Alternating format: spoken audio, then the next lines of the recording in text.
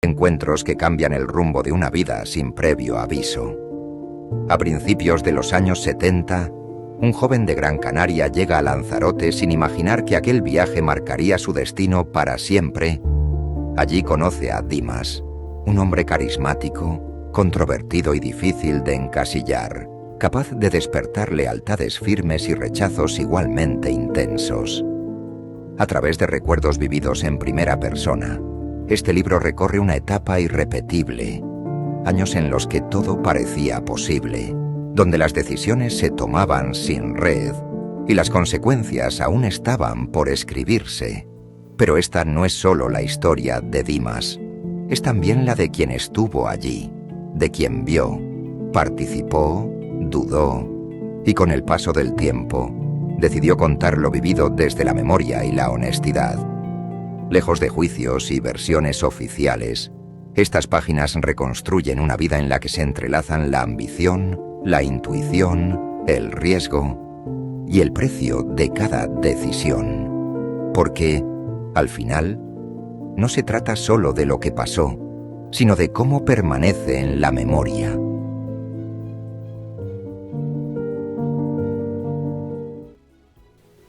Bueno, tengo en mis manos el libro Dimas y yo de Juan Miguel Sánchez de Armas, que lo tenemos por aquí. Bienvenido, Juan Miguel. Hola, buenos días. Hay encuentros. Claro, estamos viendo este libro, Dimas y yo. Bueno, ¿el libro ya se lo ha entregado a Dimas o...? No, aún no. ¿Y no lo ha leído Dimas antes de usted? Yo se lo he enviado.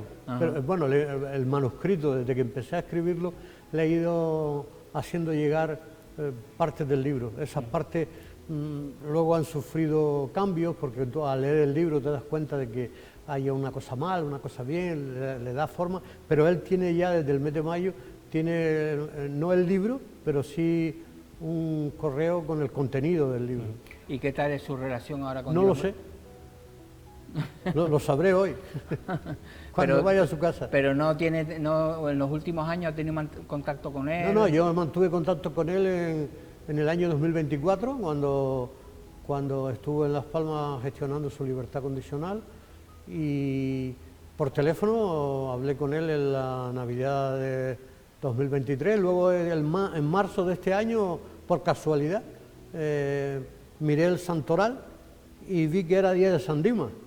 Nunca lo había felicitado, pero al coincidir y darme cuenta, bueno, le puse un correo, le dije, oye, mira, felicidades, que es tu santo. Yo ni siquiera yo mismo sabía que era hoy San Dimas y tal, y estuvimos hablando. Y la última vez que hablé con él fue en junio, pero no estaba aquí, estaba en la península cuando hablé por teléfono con él, pero no he logrado hablar más con él. Bueno, ¿cómo decidió escribir este libro? Porque claro, leemos Dimas y yo, el protagonista evidentemente es Dimas, también es usted, pero claro, usted lo ha puesto Dimas y yo. Sí, bueno, el título completo es Dimas y yo, dos vidas que se cruzaron. Es decir, yo lo que hablo ahí, cuando Dimas tenía 25 años y yo tenía 22, es decir, que Julio en estos días, hace 53 años, fue cuando conocí yo por primera vez a Dimas. Yo pedí voluntario a hacer el servicio militar aquí en Lanzarote, y porque anteriormente estaba gestionando la apertura de una tienda de muebles dedicados exclusivamente a amueblar apartamentos turísticos. Y fue en julio del año 73 cuando Julián Martín González, el de Rodríguez, el de Payarés y Martín, me presentó a Dimas cuando Julián tenía la tienda en la Plazuela. Yo el negocio lo monté también ahí en la Plazuela, en un sitio que le dicen el Callejón Liso. Sí, que había un bar allí muy famoso, Callejón Liso. Ahí estaba la pescadería La Graciosa, al lado, en un edificio que era de Francisco González Mota.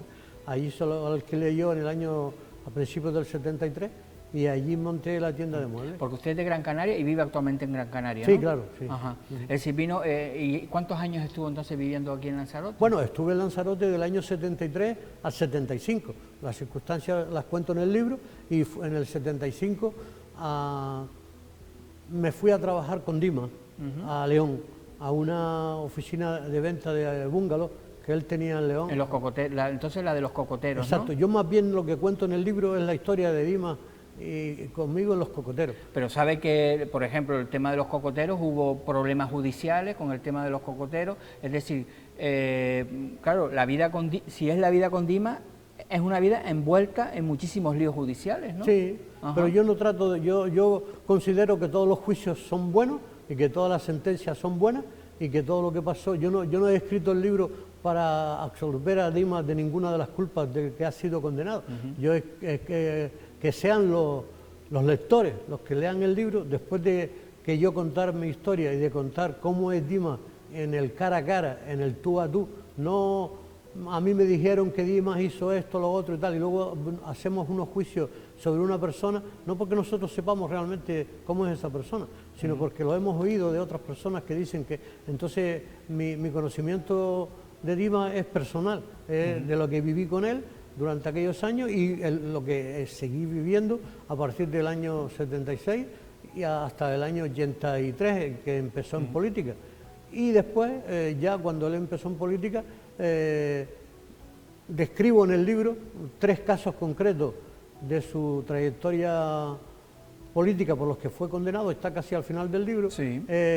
Como son el complejo agroindustrial de Teguise, sí, el bañadero de Guatiza y la ermita de los Dolores.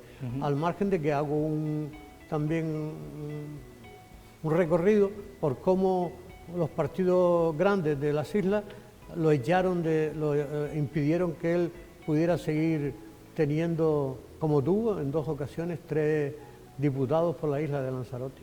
Pero bueno, él empezó con los cocoteros, pero en ese momento lo que se sabe es que él vendía cocoteros a una persona y después se lo vendía a otra. Bueno, eso pero en ese caso, cuando usted trabajaba, ¿usted veía que había algo ilegal, que se estaba haciendo todo bien? Yo nunca participé en sus operaciones comerciales. Es decir, yo cuando me fui a la península, cuando él me invitó a trabajar para él en la península, yo lo que era su chofer. Yo me llevé el coche que tenía aquí en Arrecife, en Lanzarote. ¿Es una foto que se ve ahí de un coche que pone los cocoteros, centro natural? No, ese es el segundo. Ese coche, porque yo tuve un periodo de mi vida que me dediqué a los rallies. Corría rallies, ¿no? Vale, entonces, tenía la publicidad. Sí, entonces eso fue esa foto que aparece del año 1981, cuando vine a correr el segundo rally de Isla de Lanzarote. El primero fue en el año 1979, que también lo corrí, pero lo corrí con el mismo coche que me llevé a la península y con el que serví de chofer a Dimas, ¿no? Entonces yo estuve en la península hasta octubre de 1975, perdón, porque el coche al ser de importación no podía estar más de 6 meses en la península, y entonces me vine para acá y ya me puse a trabajar en los cocoteros como director del restaurante, como recepcionista, como electricista, como fontanero, como hacía de todo, y entonces ya llegó un momento que ya no podía seguir más con él y me fui a Las Palmas. Después cuento un par de anécdotas que sucedieron estando en eso que usted dice. En León era una cafetería donde él vendía los... No. Él tenía una oficina detrás de la misma Catedral de León, tenía una oficina donde trabajaban 2 chicas, la cafetería estaba al lado, donde yo desayunaba todos los días, pero él tenía su propia oficina en León. Yo sé que y un piso enorme donde yo vivía. Yo sé que mucha gente de León tuvieron problemas con Dimas Martín, problemas porque cuando llegaban aquí a Lanzarote no era lo que le habían vendido, ¿no? ¿En eso no encontró usted alguna de esas peleas o discusiones con Dimas Martín mientras estaban los cocoteros y todo? Sí, bueno, yo cuento concretamente un caso que viví personalmente, porque mi relación con él surgió porque había un señor, un guía turístico que se llama Antonio Cuarta Persano, un italiano que era guía y venía en aquellos años cuando Lanzarote no tenía turismo que se quedaba aquí, había un vuelo directo, un vuelo charter que venía desde Las Palmas, y este guía venía con un grupo de turistas que venían a ver la isla.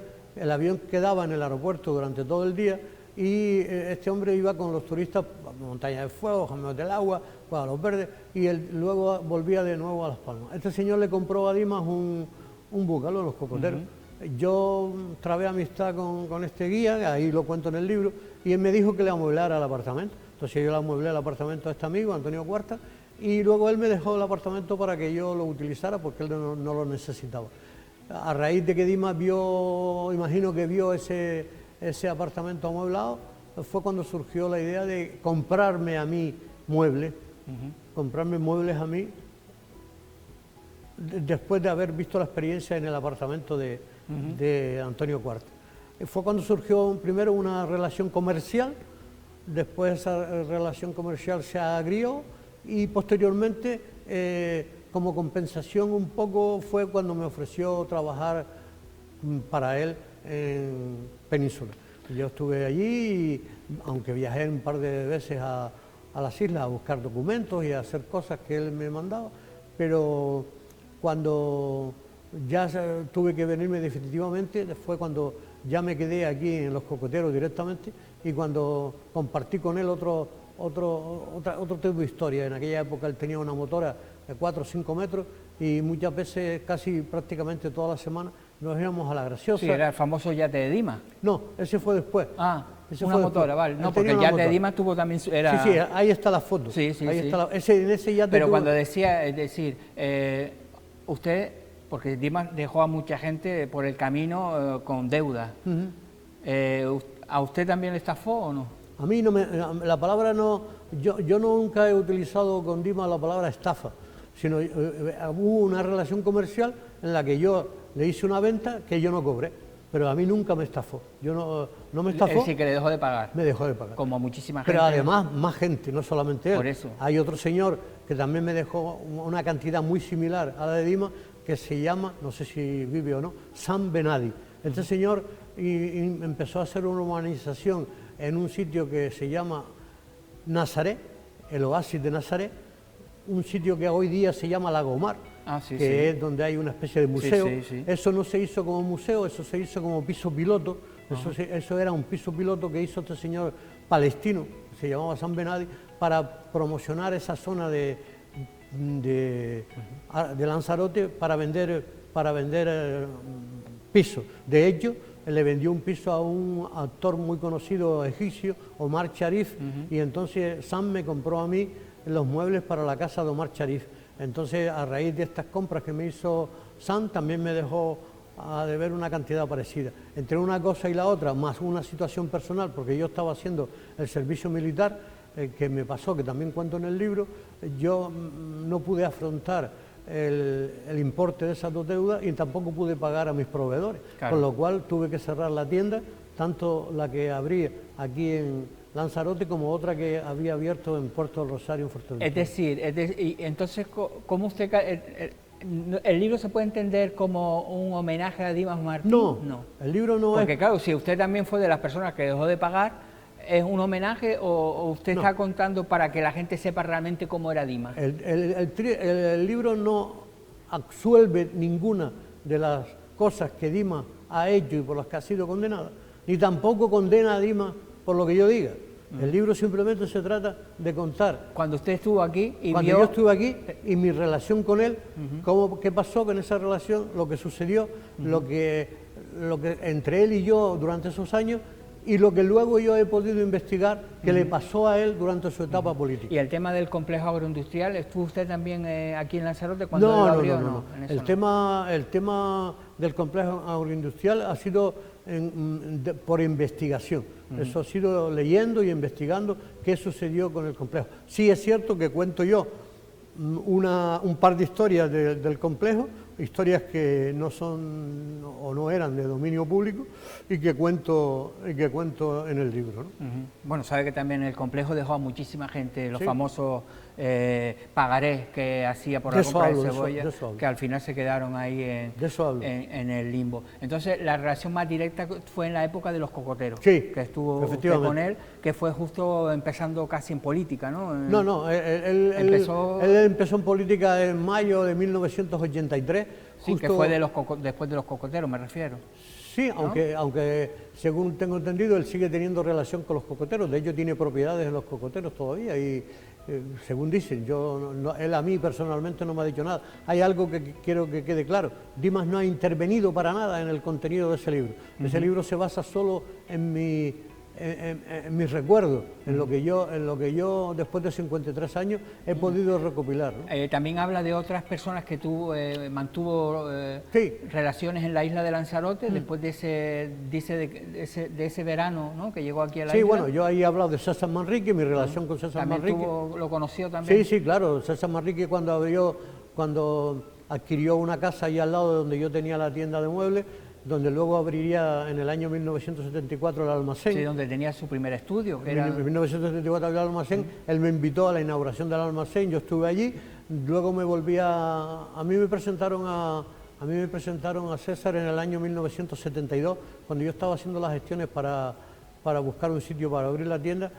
Yo tenía relación con un señor que era don José Fajardo, que era...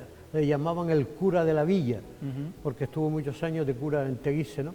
Él tenía una sobrina nieta que se llama Inmaculada Aroya Martín, con la que yo era prima de un familiar mío, y yo a raíz de eso vine para acá y fue con ella con quien estuve visitando lugares para ver si Lanzarote tenía la idoneidad adecuada para yo montar la tienda de muebles aquí.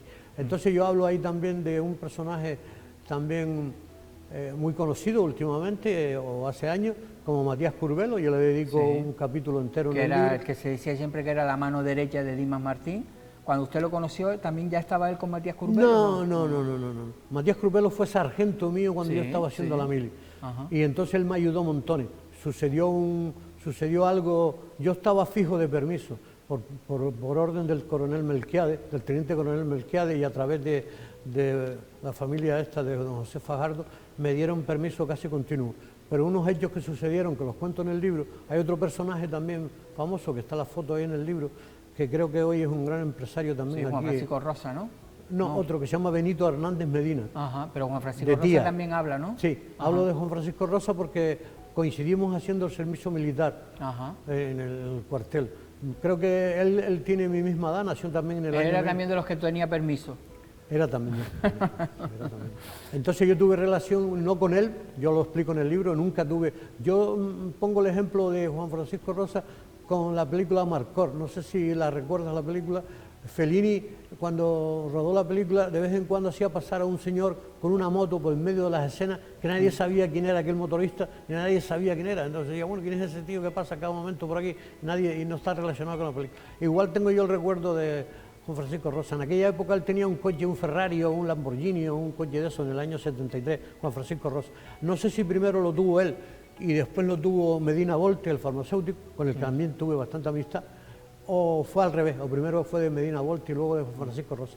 Yo sí, con Galerías Rosa sí tuve relación, porque cuando yo necesitaba mercadería para amueblar los apartamentos que vendía, ellos en aquella época eran los representantes de unos muebles de cocina que se llamaban For Lady, y entonces se los compraba yo a ellos para completar los amueblamientos que yo hacía, ¿no? Ahí también ves en una de las fotos a Julián Martín, que creo que acaba de pasar, a su señora, que también eran complementos de... Habla aquí el Motel Avión.